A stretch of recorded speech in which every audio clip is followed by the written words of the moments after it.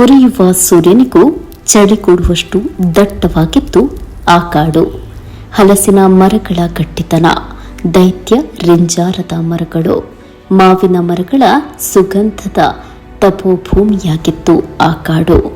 ಒಮ್ಮೆ ತಪಸ್ಸಿಗೆ ಬಂದಿದ್ದ ಋಷಿಮುನಿಗಳು ನಿದ್ರೆಗೆ ಜಾರುವಾಗ ತಮ್ಮೊಂದಿಗೆ ತಂದಿದ್ದ ದೇವರ ಲಿಂಗವನ್ನ ಮಾವಿನ ಮರದ ಬುಡದಲ್ಲಿ ಇಡ್ತಾರೆ. ಎಚ್ಚರಗೊಂಡು ಮುನಿಗಳು ಹೊರಡಲು ಸಿದ್ಧರಾದಾಗ ಅವರು ಕಂಡದ್ದು ಆಶ್ಚರ್ಯದ ದರ್ಶನ. ಅವರದೇ ಕೈಯಿಂದ ಇಡಲಾದ ಆ ಲಿಂಗ ಭೂಮಿಗೆ ಅಂಟಿಕೊಂಡಿತ್ತು. ಎಷ್ಟು ಬಲವಾಗಿ ಎತ್ತಿದ್ರೂ ಆ ಲಿಂಗ ಎದ್ದು ಬರಲಿಲ್ಲ. ಮುನಿಗಳು ಭಕ್ತಿಯಿಂದ ದೇವರನ್ನ ಪ್ರಾರ್ಥಿಸಿದ್ರು. ಆ ಕ್ಷಣ ದಿವ್ಯ ವಾಣಿಯಾಯಿತು. ಈ ಭೂಮಿ ಪವಿತ್ರ, ಈ ಊರಿನ ರಕ್ಷಣೆಗೆ ನಾನಿಲ್ಲೇ ನೆಲೆ ನಿಲ್ಲುತ್ತೇನೆ. ಈ ತಾಣದಲ್ಲಿ ದೇವಾಲಯ ನಿರ್ಮಿಸಿರೆ. ದಿವ್ಯಾದೇಶದಂತೆ ಮುಂದೆ ಅಲ್ಲಿ ನಿರ್ಮಾಣವಾಯಿತು ಒಂದು ಪವಿತ್ರ ದೇವಾಲಯ.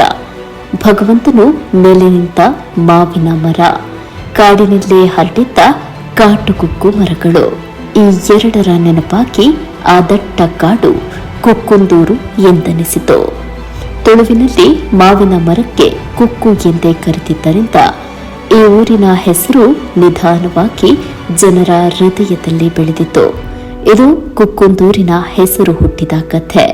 ಕಾಡಿನ ನೆನಪು, ದೈವದ ಆಶ್ರಯ, ಭಕ್ತರ ನಂಬಿಕೆಯ ಸುಗಂಧದಿಂದ ಗಟ್ಟಿಯಾದ ಒಂದು ಪವಿತ್ರ ಪರಂಪರೆಯ ಪುಣ್ಯ ನೆಲವಿದು.